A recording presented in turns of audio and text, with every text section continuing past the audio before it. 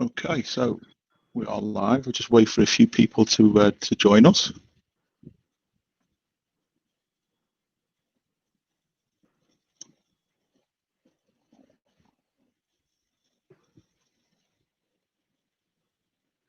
Okay, so guys, I can see there's a few people joined. I'm just going to wait for a few more. If those that have joined want to start saying hello to my special guest, Dr. Angela Holliday-Bell. She's our sleep specialist, and she's going to be talking all things sleep related. So please start saying hello. Hi, Jenny and Alan. It's good to have you on. Thank you for joining. Hey, Ruth. Nice to see you on. Thank you.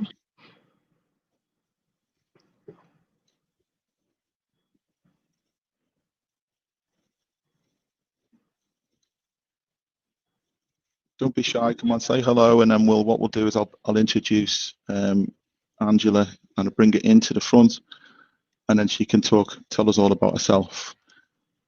Hey, Rachel. Hope you're well. Thank you.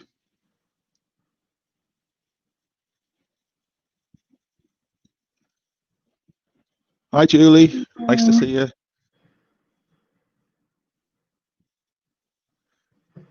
So as you can see, those people that have joined, your comments in the Facebook feed or the YouTube channel do come up, and I can see those and we can post them up on the screen. So if you do have any questions as we're going along, please do type them in and then we'll cover those.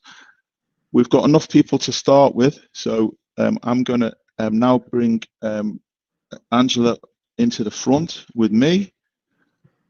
So welcome, Angela. It's good to have you on the show. Thank you so much for having me. I'm happy to be here. Yeah, I'm really glad you come on board because sleep is an important issue for me personally, but as a coach as well, it's important for a lot of my athletes. So I really wanted to bring you on to talk about sleep. And that's such a big topic, and I know we're not going to be able to cover everything today, but hopefully we can answer a lot of the questions that are coming in. So a couple more hellos. Hang on. Hiya, Jen. Hi, nice to see you. Hello. This is actually my mum, so hello, Mum. It's good to see you on board. Okay, so let's start with some of the questions then. And we'll start off with Sarah Oldham's.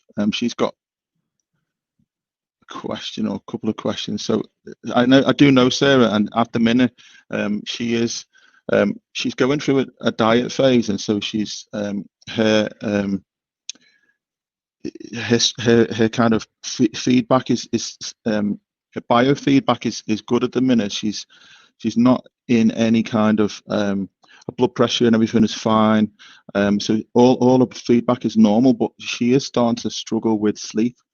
And what she's finding is that it's broken. When she wakes up, she's then has this. She starts either getting overactive in her thoughts, or even having music in her head, and she can't get music out of her head, and things like that. So she's saying here it's like having a person living inside her head, asking random questions or even playing music. And what she's saying there is, what have you got any advice or tips in order to try to stop this overactive mind from kicking in at that point? She has tried, so I've helped her with some pre-bed routines and things, and she has tried deep breathing, listening to music. She has started with the some eye blackout eye masks as well. So I'll leave that over to you then, Angela, if you want to pick up that question from Sarah. Yeah, so Sarah, that's a great question, and I find that that's something that many people struggle with. As you already alluded to, the way to start for any sleep problem is just to have a great sleep routine, and that starts with having a consistent bedtime every night. I find that that is a part that most people struggle with the most, especially as adults. Who usually work during the week, and then on the weekend you want to stay out later and have fun and do things you can't do during the week, which is okay. However, it's actually recommended that the bedtime is no more than 1 hour difference each night. because just having that consistent bedtime trains your mind to get sleepy and to wind down at the same time each night. And so it makes it easier to get over some of those racing thoughts and things that kind of stick in your head. But besides the routine that really helps, something that helps people who have either anxiety or just stresses of life, or it may not even be anything stressful, you just find that your mind is going, it's actually helpful to journal right before you go to sleep. So anything that's coming into your mind, write it down on paper, and it's kind of like you're releasing it from your mind and you're allowing yourself that specified time to think about those things. So whether it's something specific or just random things that come to your mind, get it out, not while you're in bed. So I would suggest being in a separate space or even in a separate room. Journal, get those things out, and then try to go to sleep. And that way it kind of helps your mind to release those things and you're able to settle down a little bit and go to sleep. Okay, great. Thank you. Yeah. Okay, then next, Ruth has asked a question. So this is similar. This is almost identical to Sarah's in the sense that she's waking up and she's becoming agitated, and then she's obviously awakening. So it's probably the same kind of advice for Ruth. Yeah, it's a similar type of a similar advice. Also, what I would say is to really examine what you're doing for that 4 to 6 hour period before going to bed. So things like drinking coffee, as I feel like most people know, but a lot of people don't realize just how long that can stay in your system and affect you. So even if you're able to fall asleep initially, it will not allow you to get into that deep sleep. It can actually cause broken sleep and make you wake up earlier in the morning. So if you find that you're like a midday coffee person or late afternoon, try pushing that back to see if that helps at all. Same thing with alcohol. So a lot of people that I know and a lot of people that I speak with and work with have like their little nightcap, 1 glass of wine, and it helps them to wind down and fall asleep. The problem is wine or alcohol is a depressant, so it will initially make you sleepy, but again, it actually interferes with you falling into that deep sleep at the end of the night, which is REM sleep. And so instead of cycling through like you normally would, you actually get like interference before entering that phase, and you're more likely to wake up in the middle of the night. You're more likely to wake up earlier in the morning than anticipated. The other thing that's interesting, so I am a health enthusiast. I love to work out. I work out most days of the week, and actually working out and exercising can be very beneficial to your sleep.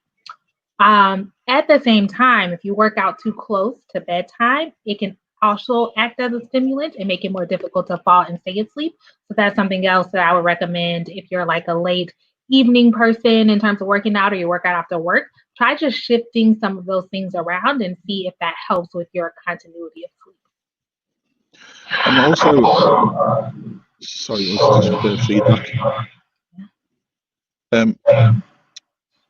I'm getting a lot of feedback there, Angela. I think it's from your. Yeah. Oh, I don't have anything else on. Let me. It's okay. It's gone.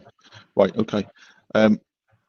So there's also things that I'm aware of, like blue light, and now in a modern technology, and we've got phones and tablets and obviously TVs and things like this. Most people don't sit and read a book anymore, a piece of paper and read a book. They'll get out, the phone and scroll through Facebook or things like this, and or even sit with the lights on and things like this. So do you want to? Where I'm going with this is obviously, and where you answered Sarah's question previous to this one was about this rhythm and getting this sleep rhythm, and I know obviously a little bit more about this, so I'm kind of prompting the answer a little bit. But that rhythm that we're talking about, that kind of sleep and wake circadian rhythm, that's what you're essentially talking about is keeping that rhythm going every day, and then that cycle that we're talking about, it actually has lots of different elements to it. You know better than I do, so I'm not going to talk too much more on it, but I think the circadian rhythm and the hormone kind of releases throughout the day and things like that are really important, and I think that's that's a thing that probably we might want to touch on. But the blue light thing, so I know that in the UK now well, I've started to buy I started to wear blue light glasses that we've got from the US. And I don't know whether that's something that you kind of promote it, and I try to wear, particularly in the winter when it gets dark fairly early in the UK, and then around 4 p.m. At the darkest time of winter, I put my blue light glasses on because I'm inside with all the unnatural light. So is that something, is a kind of blue light something that you obviously make your clients aware of? And yeah, absolutely, Matt. So I think that you bring up a really, really interesting and pressing issue. In today's society, everybody is on their computers all day and all night and scrolling through your phone right before you go to sleep. And so what you were mentioning with their circadian rhythm, everybody has the biological clock or circadian rhythm that kind of controls their daily functioning, their wake-sleep cycles. So it also affects why some people are night owls or some people are morning people. But anyways, it's genetically defined that you're more likely to be awake and alert at some parts of the day and then get sleepy at other parts of the day. The hormone that's responsible for you becoming sleepy is called melatonin. And there are certain things that help the production of melatonin and certain things that inhibit the production of melatonin. So melatonin is produced when it's dark. So usually later in the day or evening, it becomes dark, and that's what prompts the production of melatonin. Things that inhibit it are light, and specifically blue light. So even if you're in a dark room and you're on your phone, all of that blue light that's being emitted will stop the production of melatonin and make it more difficult to fall asleep. And so there are lots of people that are just getting that last minute email sent or scrolling through Instagram or Facebook, and it's just a habit that they've gotten used to, but they don't realize that they are interfering with their body's own natural production of melatonin that is helping them to fall asleep. So absolutely, I say just avoid all electronics, television, phone, computer at least 1 hour before going to sleep. And then if you're going to use it in that time, even though I think you should not, or even a couple hours before, a lot of phones now actually come with a blue light filter. So like in the settings, you can turn on a filter that filters out that blue light, because not every wavelength affects melatonin the same, and blue light affects it the most. And so it's not that it can't be any light, but specifically that blue light has a significant effect on the release of melatonin. So absolutely, I recommend using the blue light filter setting on your phone. The blue light glasses, I think, are also an excellent contribution to that. But then just making it a part of your sleep routine, not to be on any electronics or anything that emits that light, is a really good idea. So doing things like reading, like journaling, as you mentioned. You can also listen to music as long as it's not anything that is going to interfere with your ability to fall asleep. So usually like calming music, calming sounds are okay. All the little things are excellent. And then try to avoid that light, because those are all the things that will add to your body's own natural production of the hormone that will help you to fall asleep and then stay asleep. Okay, brilliant. That's really useful. Okay, I'm getting feedback again. Not sure why. Okay. Is it gone? Yes. Okay. No. So, am I okay now? No. No. I don't think it's my setup, because okay, we're okay again. Right. It seems to come in waves. There's something I definitely want to touch on, and hopefully it might come up in a question. We'll get onto another question next, and something I want to touch on maybe a little bit later is around some of the problems that we might get if we don't get enough sleep. So that's a key thing that I really want to kind of address. So let's see what other question we've got up next. I do know this lady that's coming up, and she probably didn't realize that when she's put this comment on, you can see the emoji and things like that. So I apologize. I apologize on her behalf. Okay, so So she's put a couple of questions in here. So first of all, she's asking a question around sleep aids and are the things that do help with sleep. Should we just tackle that one first, and I'll take that off the screen? So are there products or things that you recommend? And she's asked specifically ZMA, do they assist in your sleep? I'm not familiar with VMA. It's zinc and magnesium basically. Oh. It's a compound. They put it together, so it's basically zinc and magnesium. Oh, okay. I actually am not very familiar with that in terms of its relationship to sleep. There are products that will help you go to sleep.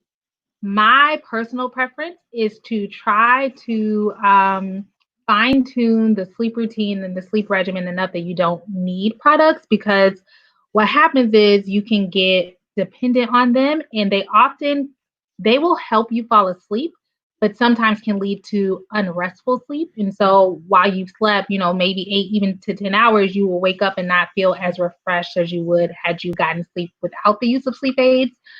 In certain clients and people who are just really struggling to fall asleep, and we've tried everything else, and sometimes I will recommend a product. What I'd like to start with and try not to go beyond is really just good old melatonin. Like I said, your body produces it. It's a natural hormone. The issue is that it's not like FDA regulated. You don't actually know how much is in any one product. So it can say 1 milligram, 2 milligram, but you really don't know because there's no regulation.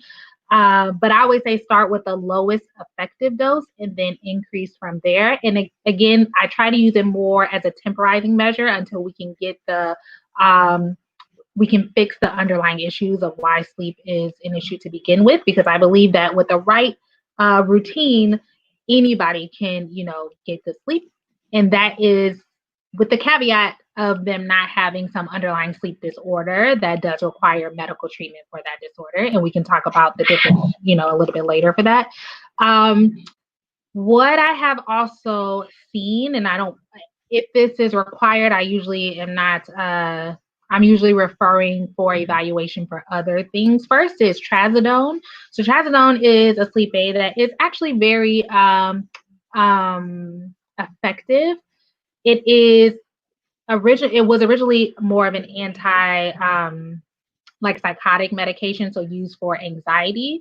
But then they found as a side effect that it made people drowsier and sleepier. So it also is used as a sleep aid. It can be helpful for people who just suffer from anxiety in general, and then because of that, also have sleep issues. So it kind of has that double effect, but I wouldn't necessarily start there just for sleep. So kind of long-winded way of saying, yes, there are some effective sleep aids. However, I think addressing whatever the underlying problem is with sleep to begin with is going to be the most beneficial way to get good sleep long-term, and to make sure that you're getting the most out of your night's rest and you're waking up well-rested and able to be alert and productive throughout the day. Okay, that's really useful.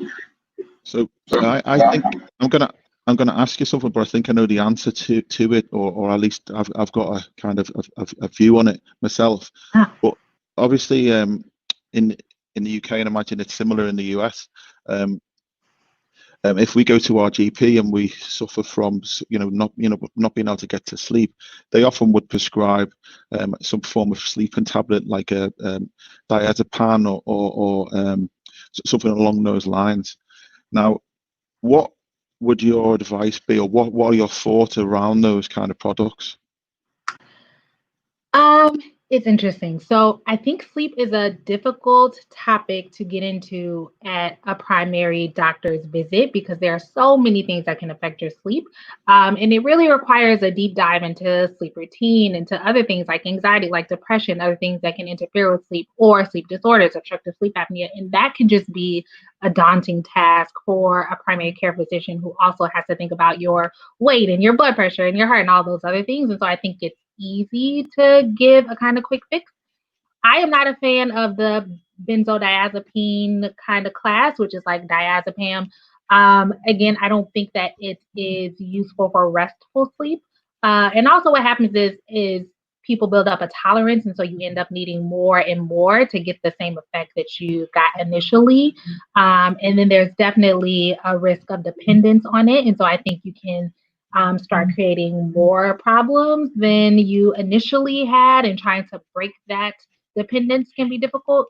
So I understand why it happens, in the sense that it is really difficult to deal with sleep in the setting of everything else that needs to happen. And also, I also say, as a physician, so I'm a pediatrician by training, and then just got into sleep because it's my passion and I love it. But we don't get a lot of training just throughout medical school, and even in residency, about sleep. So it's just not.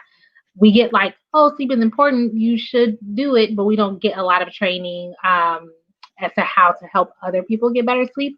And so I think as physicians, it's something that not every physician is comfortable with or really knows how to go into depth with. And so it's easier just to kind of give that quick fix. But I personally am not a big fan of the benzodiazepines. Am I as well in saying that those kind of products, although they put you into an induced sleep, they don't necessarily give you that quality and get you into the right phases, for the right duration and things like that. So yeah. Okay, good. Yeah. Thank you. Yeah. And so it's things like that lead, like, you will sleep, but you'll notice that you wake up and you're still tired, or you're just groggy all throughout the day, or it's hard to be alert. And so the point of getting sleep is so that you can be functioning at your best throughout the day. And it's not just to have your eyes closed laying in the bed for a certain number of hours. And so while it may, benefit you in that, yes, you are asleep, if you're not getting that restful quality sleep that allows you to function at your peak, then to me, you're really not fixing the problem or addressing the problem. And that is why I don't prefer to use those. Okay. So I realized that we started going straight into questions, and I said to you that we were. It only just dawned on me that I said we were going to have a kind of light intro, but we were going to talk about you as well. So I think what we'll do is we'll do things slightly different. We'll talk about things in the US maybe at the end, and see what give it a feeling of what it's like over there at the minute. But let's talk about you specifically, your background, and what I want to do is it's kind of based on. We'll go back to Saranja's questions as well. I haven't forgotten that we haven't finished off the rest of the questions, but what it's done is the questions has made me think about in the UK we don't really have, it's all new, and you were kind of touching on it before. It's relatively new in the UK to think about sleep as an important thing. And it's almost, there aren't many sleep specialists. I'm sure if we search for some, there would be a couple, but it's not a regular it's not somewhere we could just ring up and say, should we go to see a sleep specialist? So what I'm interested to understand, so first of all, I want you to introduce yourself, tell us a little bit about yourself, and then tell us what it is that you actually do and the services that you actually offer in the US. Because it's probably a big gap that we don't have in the UK. So it'd be interesting to hear a little bit more about you and the services you offer. Yeah. So it's very interesting. Again, I'm a pediatrician by training. And I always wanted to be a doctor and be in the medical field. And I always wanted to be a pediatrician and take care of kids and babies. And so I've kind of been on that trajectory throughout my life. I am also someone who has had a very interesting relationship with sleep, in that I require a lot of it. So starting from a young age and even to now, I need a solid 9.5 hours of sleep to feel rested and alert. And as I went throughout training in medical school and residency, that became more and more difficult to attain.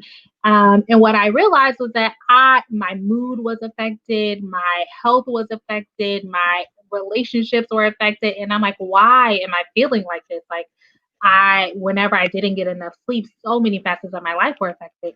And I was like, this is not like, this is important. This is more important than I even realized. So let me look a little bit deeper into this. So I started my own personal journey into the importance of sleep and read books and did studies. And then I ended up doing a lot of work in the sleep clinic at my hospital in different trainings. And I was like, no, this is actually important.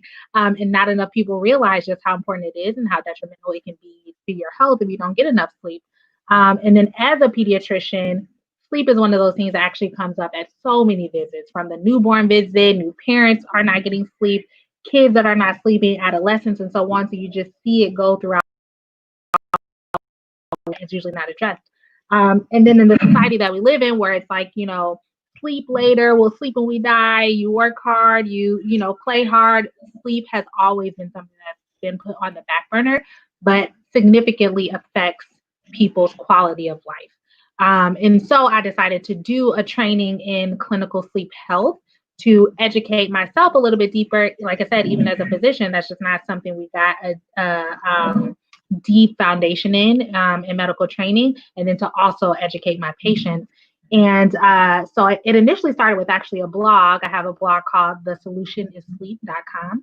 And I just started touching on sleep topics from sleep and depression, sleep and anxiety, how sleep affects your health and sicknesses and things like that, sleep training for kids, and just putting out as much education as I could for not only my patients, but people who weren't my patients, so I could touch a kind of wider audience. And now I'm just starting up my consulting business where it's like individual one-on-one client visits that I talk about specific sleep issues, come up with a sleep plan, and kind of follow them over time to improve their sleep. So here in the US, I would say there are not a lot of sleep specialists for sure. And as a physician, we do have specialties within sleep, but it's more pathological sleep doctors. So for instance, if you snore, you have obstructive sleep apnea, or if you have restless leg syndrome and things like that, it's easier to see a doctor. In terms of just behavioral sleep medicine, that's a little bit more difficult to find. And I am more along the lines of the behavioral sleep medicine, as I feel like more things kind of fall within that category. So that is kind of how I got to this place, just kind of personally understanding that I needed sleep, and then realizing how lack of sleep really negatively affected my life, and then training and seeing how to educate other people on the things that I found. So I found it to be very rewarding. I'm definitely still a pediatrician, and I work in clinic, and I see, patients, and also do sleep training, packages specifically for newborns and parents. But I kind of split my time between sleep and sleep consulting, and then being a pediatrician. Awesome, thank you. Yeah. Should we tackle the rest of Ranju's question? And so,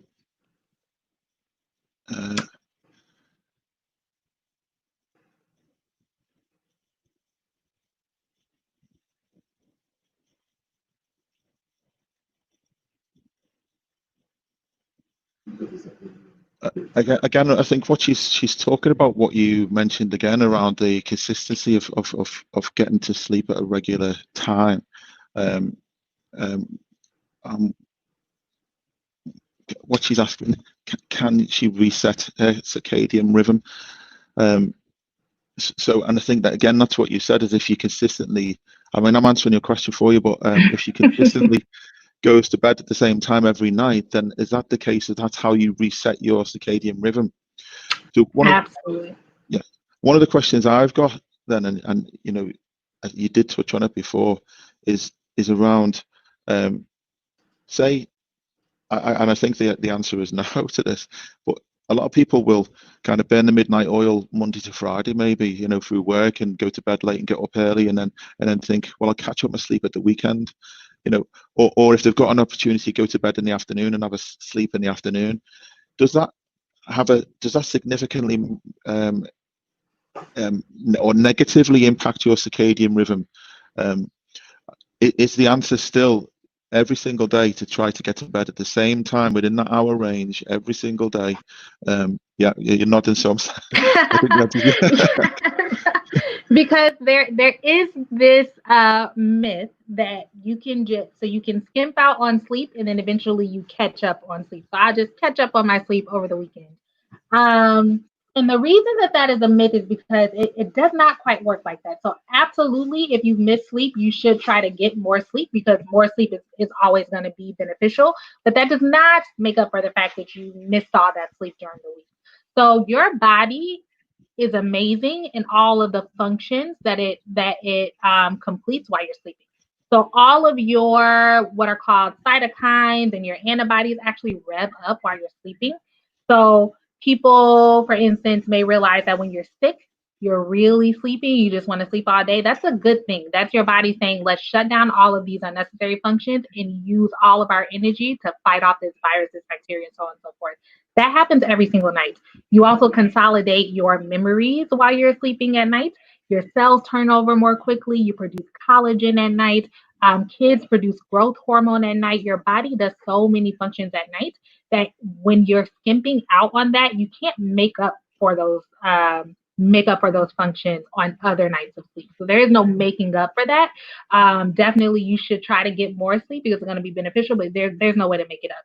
And then, as you kind of mentioned, you are negatively affecting your circadian rhythm. So your body is kind of like, I don't really know what to do. Like, when are we supposed to get tired? When do we wake up? And it can make it more difficult to fall asleep on subsequent days when you are staying up later and then going to sleep later and then waking up early.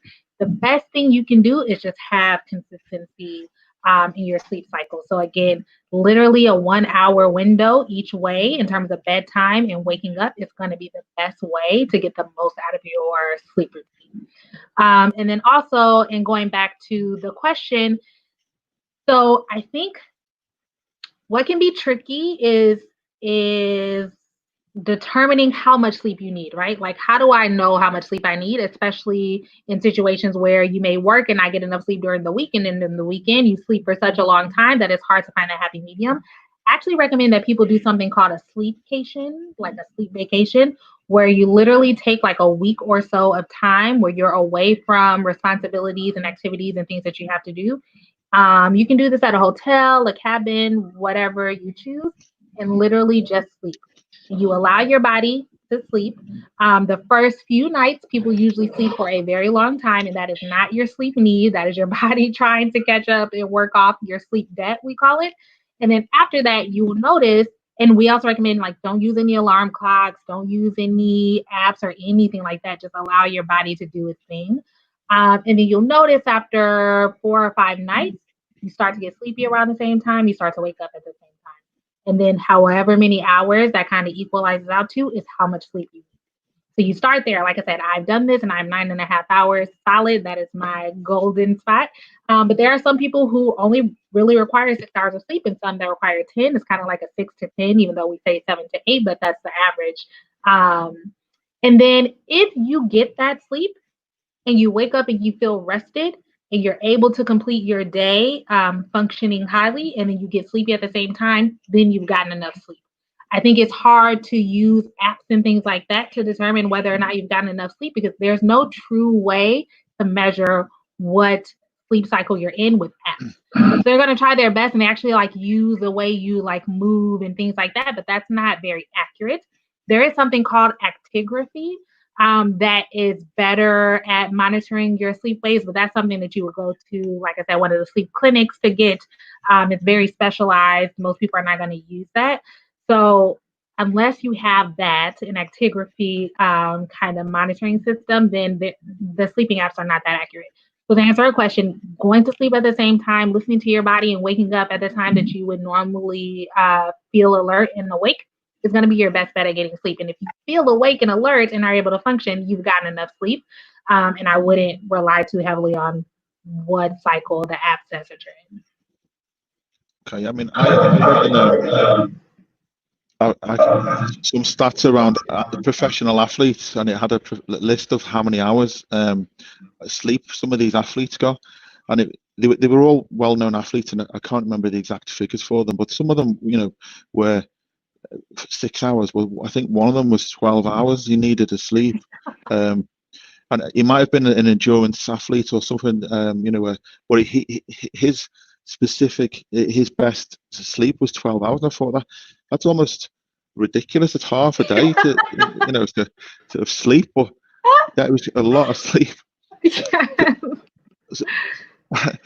Some of the people that are actually tuned in and watching are athletes, are people that go to gym, and are people that are looking for almost either a couple of things: fat loss, muscle growth, and a lot of them have busy lives, as we all do, and so they're trying to fit a kind of a full-time job, a full-time kind of fitness kind of pursuit in top of looking after a house or having babies, as well as getting sleep. And so sleep is often the factor that is the one that they minimize the most. And what I'm trying to get, because I understand the importance of sleep, and what I'm trying to get all my athletes to do, and anyone I speak to has got an interest in losing fat or growing muscle, is that the most important kind of follow-on from going to the gym or following a diet is absolutely sleep. Yes. Yeah. And without, if we go to the gym and we pump all the weights that we can, if we don't sleep, we're not going to repair, we're not going to grow, and it almost becomes a kind of not pointless, but we're not getting the benefit of all the good work that we're putting in. Yeah, you're working against yourself. That is absolutely a great point. So I think that what seems to be more important to people is like, oh, I want to look good, so I gotta work out, I gotta eat right, which absolutely you do, and then people will skimp on sleep. Like, that's not important because I have to do this. And what people don't understand is sleep contributes significantly to your overall physical fitness. So there are two hormones in your body that regulate your hunger and your satiety or feeling full. Ghrelin is your hunger hormone, and leptin is a hormone that says, I'm full, I don't need to eat anymore. When you skimp on sleep, so when you don't get enough sleep, your ghrelin actually increases. So the hormone that makes you hungry is produced more in the setting of getting less sleep. And then the opposite is true. You get an adequate amount of sleep. So you're literally fighting against yourself by making yourself more hungry when you don't get sleep. In addition to that, not getting enough sleep puts your body in a high stress state and causes it to produce cortisol. Cortisol is a stress hormone that actually causes you to store more fat, and specifically more central fat, viscerally around your abdomen and your organs, than you do when you are not in a high stress state and when you get enough sleep. And then it also preferentially causes you to break down muscle for energy than fat for energy, because it's trying to store those things. So definitely when you don't get enough sleep, you're causing yourself to be more hungry, less full, store more fat, and break down more muscle. All the things that you're trying not to do. So definitely not a great way to meet your fitness goals. Also, the more time you're up, the more likely you are to eat, right? Like, you have more time to eat when you're awake more. And especially for people who stay up to do mindless activities, so watching Netflix or scrolling on your phone, you're absolutely more likely to reach for the things that are unhealthy than you would if you were sleeping. There are actually some studies that suggest that your metabolic rate actually slows down the next day after not getting enough. And there are several studies that have shown that. So there are so many reasons why sleep is such an important part of your workout routine. I would say the 3 prongs of fitness: exercise, nutrition, and sleep. They all go hand in hand. And that's one of the reasons why I wanted you to come on, is from my perspective, and the kind of area that my passion is in the most is around fitness and wellness. And I try to promote sleep, and I try to tell everybody the importance of sleep. So everybody listening, Angela, that's the most important thing there. The 3 prongs of fitness, I think you said, wasn't it? Was exercise, nutrition, and sleep. And sleep, Okay. 100%. It's so important. And there are also studies that have followed individuals who are matched, so like similar, age and initial starting weight and careers and things like that, and followed them over time and found that those who slept less than 7 hours a week on average were 30% more likely to be obese than those who got enough sleep. With sleep being the big determining factor. So there are so many studies that show time and time again that lack of sleep significantly contributes to becoming more obese and gaining weight. Yeah, awesome. Okay, so that leads us on to a little bit into the next question, and this is from it's actually, her name is Garter, but it's Jess on Facebook. So she's an athlete of mine. She covers some of the things already that we've covered, but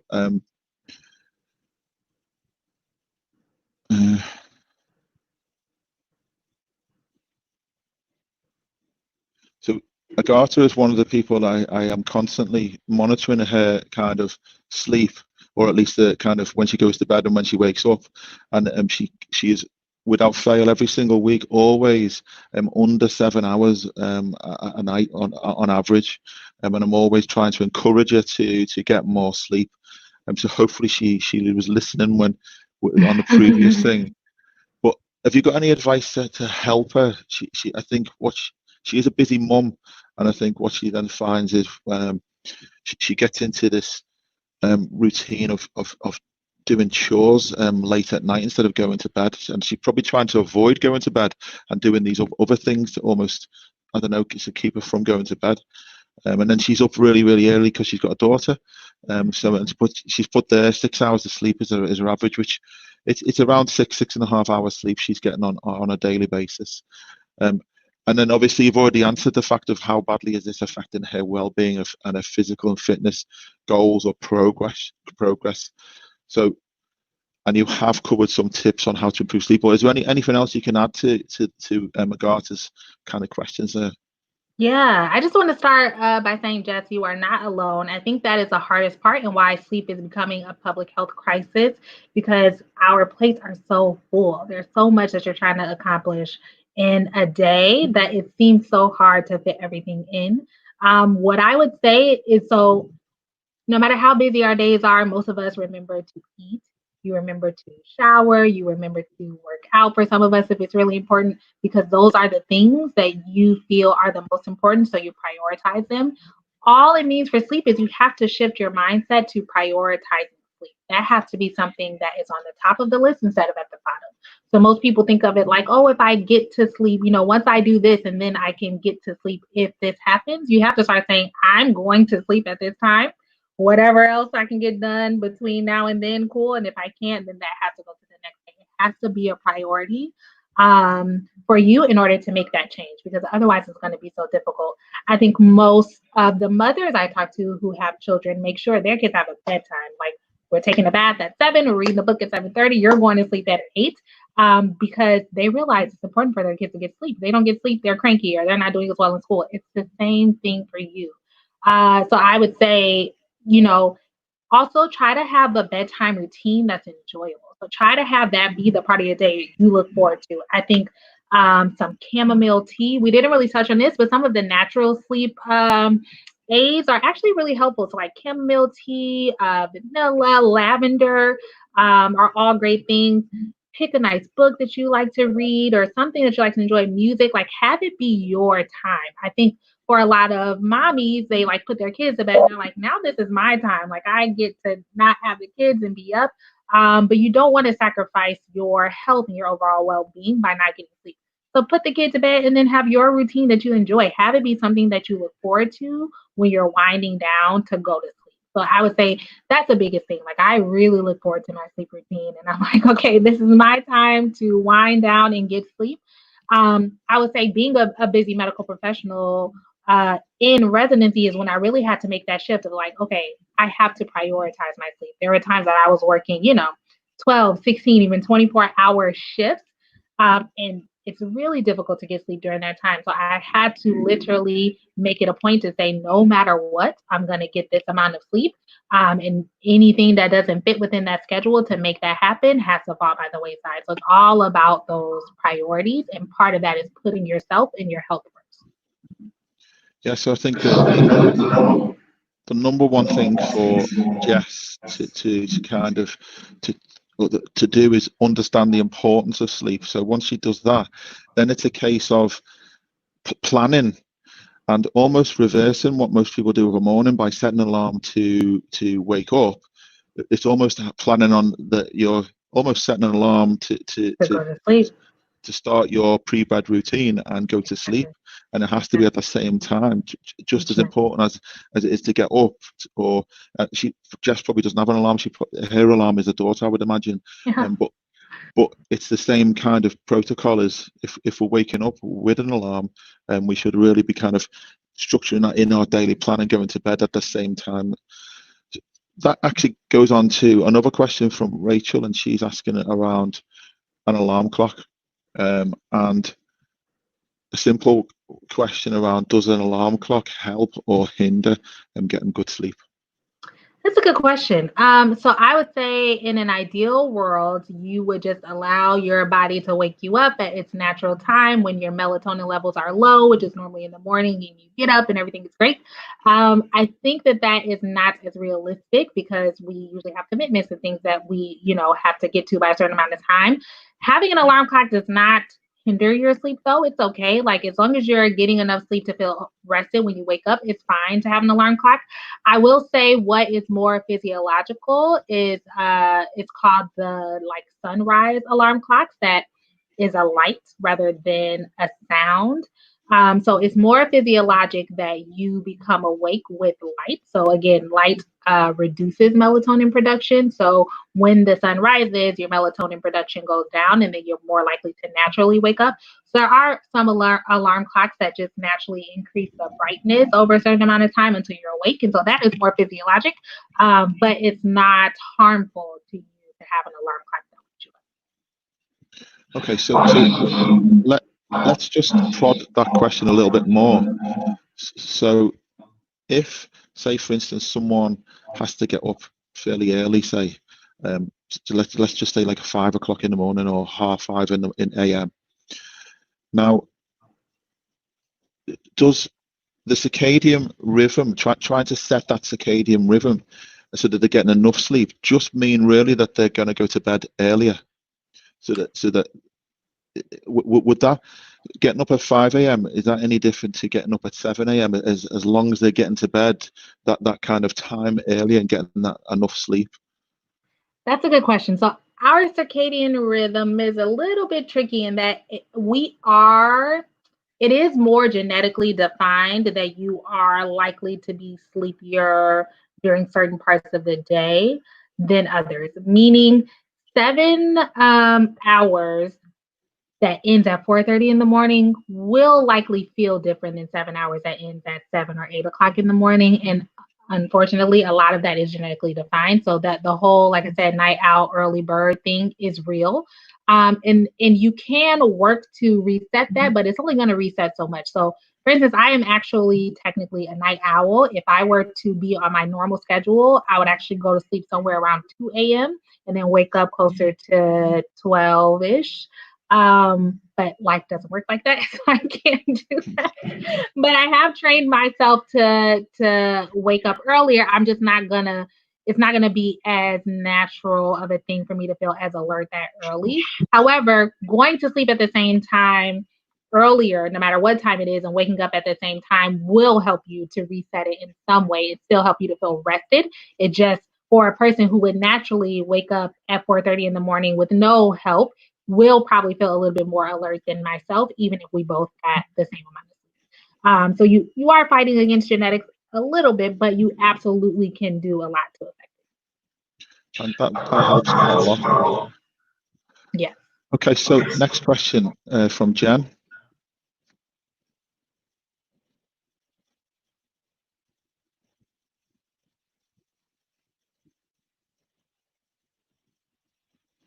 Okay, so this is interesting. I don't know if this is something that you're familiar with. It. This hasn't happened. I don't know of this happening to anybody else, so I'll hand that straight over to you.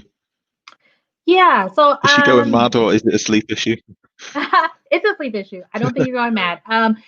You absolutely can have hallucinations for other reasons, but there are things called hypnagogic hallucinations and hypnopompic hallucinations, which just means hallucinations usually as you're falling to sleep or as you're waking up. They're actually quite common, and there's nothing wrong with you. So you're a lot of people don't understand that your mind is actually really active when you're sleeping. So you feel like, oh, I'm sleeping, so nothing is happening, but your mind is going. It's just your body that is not. So during REM sleep in particular, you're essentially paralyzed. So you can't really move, but your mind is, if you look at your brain waves while you're in REM sleep, it's almost the same as a awake state. So your mind is going, it's just your body is paralyzed. You're not using the functions to run your body. So it's not uncommon to have like, you know, vivid dreams and other things that happen. It's just that sometimes you can be in kind of the in-between state where you realize that it's going on more, but you can't do anything about it. It's nothing dangerous. It's nothing that you have to be concerned about. Some people even have like the sleep paralysis, if you've heard about it, where they feel that they're awake and they see, usually, unfortunately, it is it's not enjoyable things that they see, and it can be quite scary, but they can't move, and that's because during the REM sleep you're essentially paralyzed, but again, your mind is going. So unfortunately, there tends to be not a lot you can do about it. Sometimes it like comes and goes in waves. So it doesn't mean that it'll be there all the time, but not anything to be concerned about. And if you're able to, I would just try not to worry about it too much, because that can interfere with sleep. If you're concerned that it's a problem and then you get scared about going to sleep and then it becomes a cycle, definitely more common than you think. And it's just a part of your body's functioning as your mind is like really active while you're sleeping. Maybe that's all she needs, is that reassurance that it is normal and that she's not going mad. Yes. Jen, that's good to know that you are staying and well. Okay, Absolutely. so my mom's asked a question. Let's see what she's got to say. Yeah, let's hear from Mom.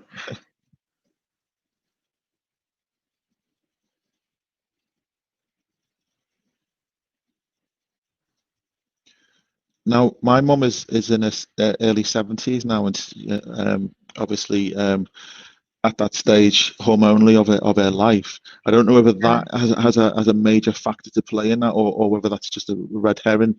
But I'll let you pick that up from there if you've had a chance to read it. I did, yeah. And so, Pam, also very common. I will say, you kind of alluded to this, Matt. Unfortunately, sleep worsens as you age. Sleep consolidation is a lot harder. So you have a lot more interrupted sleep. It's harder to fall asleep. Unfortunately, for women, I mean, we go through enough, but our sleep is even worse as we age, especially after menopause. You just don't get the same quality of sleep. So some of that is just biological as you age. It's going to interfere with your sleep.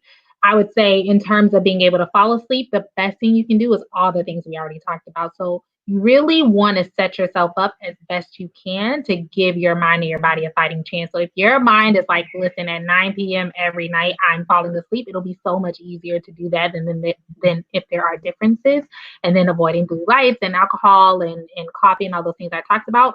But there are some biological things that will just be fighting against us, and age is one of those things. I will also say some women may find that around their menstrual cycles, it gets harder to fall asleep, and that's because the progesterone actually interferes with being able to fall asleep too. Lucky us. And so if you notice that around your menstrual cycle, you're having a harder time falling asleep, it is more of a biological thing. Again, having a great bedtime routine and sleep hygiene will be the best way to kind of get over that, but you are more likely to have issues falling asleep around your menstrual cycle after menopause and then as you age. So there's something obviously now the sleep hygiene and this pre-bed routine thing is becoming a very, very common answer to a lot of these things. It's almost like the daily need. We have to, all of us have to get this into our kind of daily planning. So 100%. do you have any references or things on your site or Facebook or Instagram that we can point people to maybe look at from your perspective? Do you want to plug your own site and things like that at the minute? Absolutely. So you can go to sleep.com. I have many resources. I have a whole post about how to set up a good sleep routine, like what is a good sleep routine look like, natural sleep remedies that you can try. I talk about how to beat jet lag, about things like I said, sleep and depression, sleep in your immune system, power naps, which are actually really useful things, and how to best how to get the most out of a power nap. So I try to post all of my educational material on there. I also have links to several research like publications that I refer to, because as a physician, I think things should be evidence based, and so I don't like to just put things out there without having the evidence to back it up, so that you're able to do a deeper dive if you're really finding something that is interesting to you.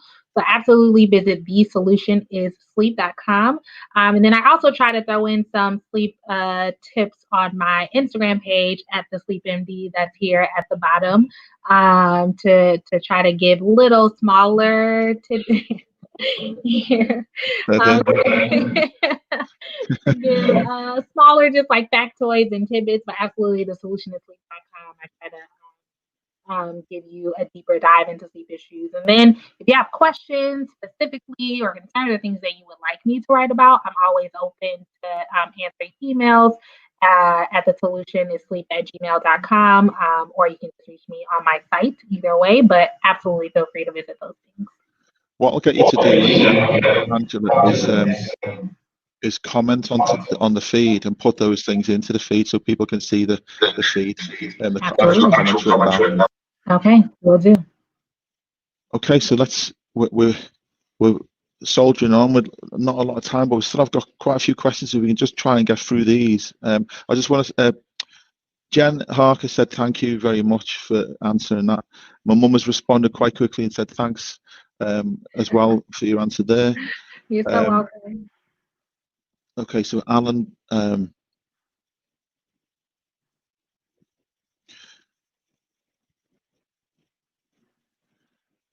so this is similar. The feeling of being wide awake. It happens to me. I feel like I haven't slept, but I actually have been asleep. I know I have, but it's that REM sleep, isn't it? During that active mind section of the sleep. But you answer. Sorry. Yeah, and I would also say, Alan, a couple things. So one, have you tried to go to sleep earlier?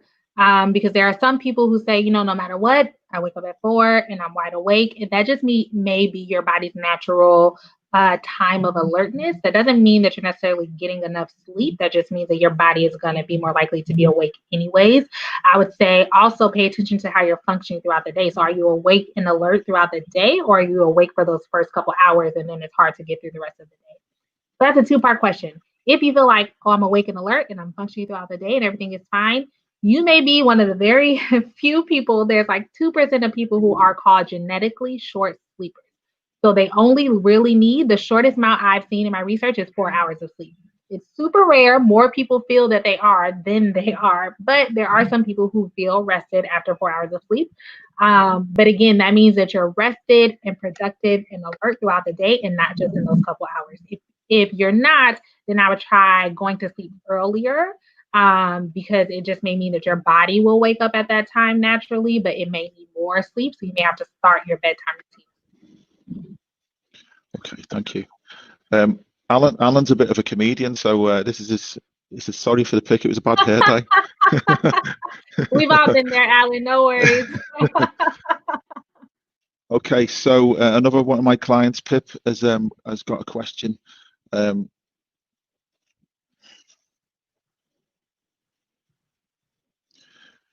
Again, it's everyone seems to be having a similar kind of issue, and it comes down to a lot of the things we've already covered.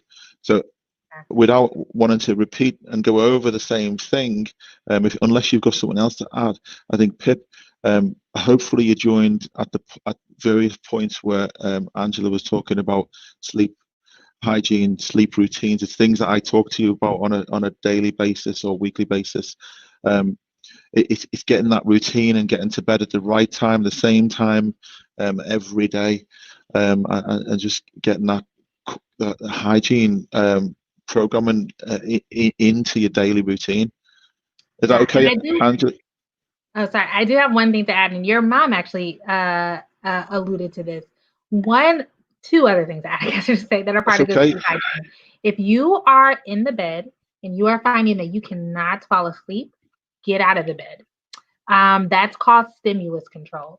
So our minds are very smart. We make connections very quickly. And what happens is if you're lying in bed and you're struggling to fall asleep and you have that anxiety, your mind connects getting in the bed with anxiety. So you may feel so tired before you get in the bed and then realize as soon as you get in the bed, your mind is racing, you're anxious, and you're like, I was just tired. But that's because your mind has connected being in this bed to an anxiety-provoking situation of not being able to fall asleep, looking at the clock. When am I going to fall asleep? So if you're in the bed and it's been longer than 15 minutes and you have not fallen asleep, get out of the bed. Go to a different room, sit in a chair, dim lights, read a book, do something else until you feel sleepy again, and then get back into bed. That way your mind is saying, okay, the bed is for sleep. My number 2 part to that is very similar, but also don't do other things in the bed.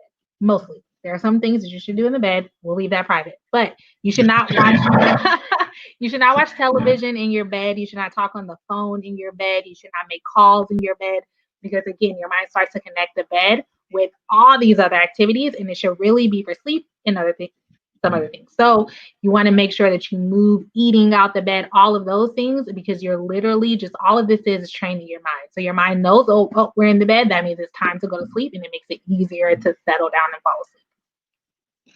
Okay, so this is probably a good point to talk about my partner's pre-bed routine. And her method to help her fall asleep is she has a mobile phone and she plays a game on it, and I don't know which game it is, but it's kind of like a one where things are moving, and she's constantly staring at it to the point where I think her eyes are frazzled.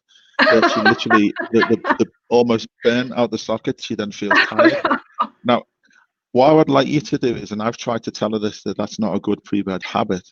So if you could just explain that's not maybe the best kind of pre-routine thing, and hopefully she won't do that anymore. All right, Mrs. Physique Coach. Unfortunately, that is not a great thing to do before bed. I think what some people also fail to realize is what you think is not hurting you now may hurt you down the line.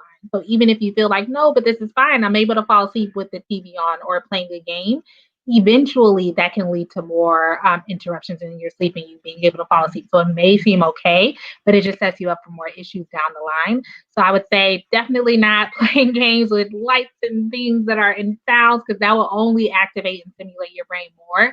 Or even if you do fall asleep, you may not have that restful sleep because your brain is still so active from the game. So I would say definitely not playing the game. And that also brings me to another issue, which is partners who have different sleep routines and different things that put them to sleep that can interfere with your sleep.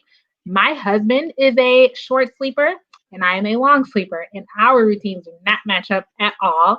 And so for the sake of our marriage and his health, we've just had to make compromises. And so what I do is when we're going to sleep at the same time, he may not be, quite as ready to fall asleep as I am because I need more sleep. So I try to go to sleep earlier. I have a blackout mask. I have earplugs, but I also have a sleep like headphone set that doubles as a mask, and it has little built-in speakers. So I can listen to soothing music, block him out or whatever he's doing. And he gets to still be in the bed, but he's not interrupting my ability to fall asleep. We also have a mattress that doesn't transfer motion, which I think is huge. So there definitely partners can interfere with your sleep, but they don't have to. I think you just have to make the necessary adjustments to not have that happen. That's really good advice as well, because a lot of my clients do have different partner kind of sleep habits, and one in particular who's raised a question is something that we're trying to deal with at the minute. But I also use the blackout the mask. I don't need any hearing things, because I'm not partially deaf, so I just take my hearing aids out and I can't hear a thing. Nice. So yeah, so that's great. I don't hear a thing, but yeah, that's really useful. Something that we've not touched on and we're not going to have time to touch on, and potentially what I'd like to maybe bring you back in, maybe a few months' time, Angela, Yeah. if you'd like to, but is talk about some of the sleep diseases, some of the sleep issues that we get when we don't sleep enough. We haven't really touched on that yet, and I think that's be more specific about the topic, and talk about something a little bit more specific. And that's something I would like to talk about. Again, there's a couple more questions. We've run over slightly, but if you're okay for time, maybe about another 5 minutes. Okay, great. So Agatha, Jess has said thank you. Yes, Jess, please set up that routine. I want you to. Let's do it. Alan, you can do it, Jess. Alan has said much appreciated. Thanks for your time. Absolutely. And Pip as well. We answered her question, but she's admitted that her phone is normally in her hand. So gotta get that phone out. Yes. Okay, so we've got another good question. Something I would like to know from Ollie or Alicia. I got your name right this time. The other day we were on a thing and I was calling her Olsie. So Ollie, as we know her, she's asking what's the difference between night sleep and day sleep, effectively. Ollie, that is an excellent question. So that answer has several components to it. I will start by saying it's not purely day sleep versus night sleep that becomes the issue. So again, I am technically a day sleeper, and then I would sleep more in the morning into the afternoon, and that is fine because that's my body's natural rhythm. Where shift work becomes a problem is if you sleep during the day when you work at night, and then you go back to sleeping during the night on the days that you're off, and then you go back to days. Unfortunately, there have been a lot of recent studies that link night, not even just night, shift work to increase risk of cancer. So there actually was a huge study in women who worked shift work. So shift work can mean different things, not just night shift, but like midday shift, night shift, especially when you change shifts. So when it can be any shift, some days you work days, some days you work nights. There are certain circadian rhythm genes that were found in women who ended up developing breast cancer. And in that cohort of people, those who worked shift work were 30% more likely to develop breast cancer than those who did not. And it's a really staggering statistic, but there's a lot more research coming out about why that is harmful. There's not a lot to say specifically why. So why did that happen? The thing that we do know is that your circadian rhythm is linked throughout every single cell in your body. It affects your digestion. It affects your respiratory system. It affects affects so many more things than just your sleep. And so when that is disrupted, it just affects so many different functions of your body that your body doesn't have time to catch up. So it's not just the daytime sleep in and of itself, but if you're constantly switching when you go to sleep, absolutely, that can be detrimental to your health. And a lot more research is being done about just how bad that can be. It's funny you should mention that, because only today I've seen that research myself, and only today I was quoting the same thing today around shift workers and particularly people that alternate the shifts from kind of darkness to daylight, and kind of switching those two shifts. So I'm familiar with that data too. So yeah. And I think as well, from a nutritional perspective, a lot of people who, if we're talking about proper day and night shifts, when they're waking up and then going to work when it's dark, and if working completely through the night, and they're eating food through the night and then sleeping during the day, that also has a very negative effect, partly due to the circadian rhythm and our ability to digest food and the hormones.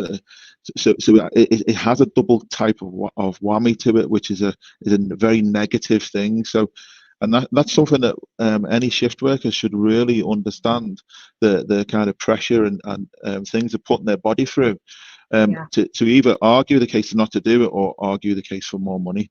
Because if someone asked me to do that, I would want to be compensated for the risks I was putting my body under. 100%. Okay. Okay, so let's pick up there is maybe two more questions, I think. So this is from Inga.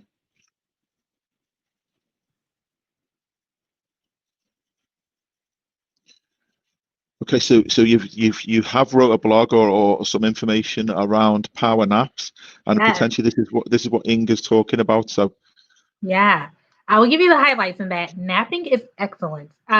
So napping used in the right way, I should say, is excellent. You can never make up for a night's sleep, but napping actually has been shown to give you just a small snippet of some of those benefits that you get overnight. So I am 100% a fan of napping. You just have to do it in the right way. So you cannot do it in the way that's trying to make up for your night sleep. You can't do it too close to going to sleep at night. So I would not nap within a 4 to 6 hour period of going to sleep, because it can be napping actually helps you wake up more refreshed and more alert, and it makes it harder to settle down. And then your body can kind of count it towards your night's sleep and make it more difficult to fall asleep. Also, you want to make sure just in general, you're not sleeping too long. So as I said, your body cycles through lighter sleep and deeper sleep stages. I'll just keep it kind of vague. And it takes a good 20 to 30 minutes before you get into that deeper stage. So for people who sleep longer than that, you may wake up feeling more groggy and more tired because your body has gone into that deeper phase and it's harder to wake up. A good power nap should last somewhere between 10 to 20 minutes before you fall into that deeper stage. It's easier for you to wake up, and then you feel more alert and active throughout the day. For the average person, that should really happen during that midday slump. So early afternoon, 1 to 2 p.m. would be ideal if you're in a position that you're able to do that. So I say napping is great. Don't have anxiety about doing it. Used appropriately, it's actually a great energy booster and can make you more productive during your day. You just don't want to do it for too long or too close to bedtime. Great advice. Okay, so we've got one more question, but I'd like to. This is a friend of mine, and she does have or has quite a lot of health issues, and they can't put a lot of the doctors haven't really been able to pinpoint what some of those issues are. And I think potentially by this statement, some of the things that you've mentioned are highlighting that potentially she has some type of sleep issue or sleep disorder, and it's causing some of these health issues for her. So it's something that Shell might want to watch on the next time. Then we'll bring you in a couple of months' time and talk about some of those specific health issues, and then she can ask more specific questions around that particular point. But it's good that she's seen kind of a link to some of the issues that she's got. Absolutely. Okay, so the last question then, before we wrap it up, it's from Ollie again.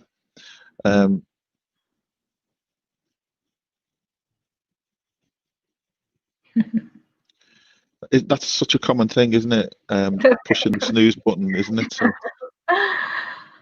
I would say, so it's very common for people to do. There are some people who just swear by the fact that they cannot get up after that one alarm. If that's the only way that you're going to get up, I would not set it for 45 minutes beforehand, because I think you're effectively just missing out on 45 minutes of sleep, because you're never getting back to that good deep sleep when you're constantly waking yourself up every 5 minutes. So I would say if it's really just a matter of like discipline of like telling yourself, okay, let's just get up now, I would say try not to do that. If you have to do it, I would do it like 10 minutes before you have to get up, and then set it for another 5 minutes and then 1 minute, so that you're not interfering with your sleep for that long. Because by setting it 45 minutes before, you're not gonna, and continuing to do it, you're gonna have a hard time getting back into quality sleep, and that will interfere with your total length of sleep. So if you have to do it, I would do it closer to the time that you're actually wanting to wake up. And I think you'll actually end up feeling more rested. Great advice again. Okay, so that is all the questions. I want to say thank you. This has been absolutely brilliant. It is an important subject for me, and I really try to get how important it is across to anybody that I speak to. And for you to come on and kind of endorse a lot of the things that I've already said and answer many questions that I've never been able to answer. It has been really, really useful. So thank you. Thank you for What I'll having do me. is, yeah, thank you. And I'd love to get you back on and we be a little bit more specific and talk about some of those health issues. Just before we go, I'll keep you in the backstage, so don't go anywhere. So just so I can say goodbye to myself. But a few people are saying goodbye, thank you and goodbye. That was really good. So I'm yeah, so happy. thank you, Inga. Brilliant. Thank you, Ollie. Okay, so that's all from us today, guys. Thank you again, Angela. And we'll see you Absolutely. guys in 2 weeks' time. In 2 weeks' time, it's probably not going to be as much of an interest to you guys that have dialed in today. I am going to focus on some bodybuilding topics in the next 2 weeks. I'll advertise that via Facebook rather than on here. But yeah, thank you again, Angela, and goodbye. See you Thank you. later. Thanks so much for having me. Take care.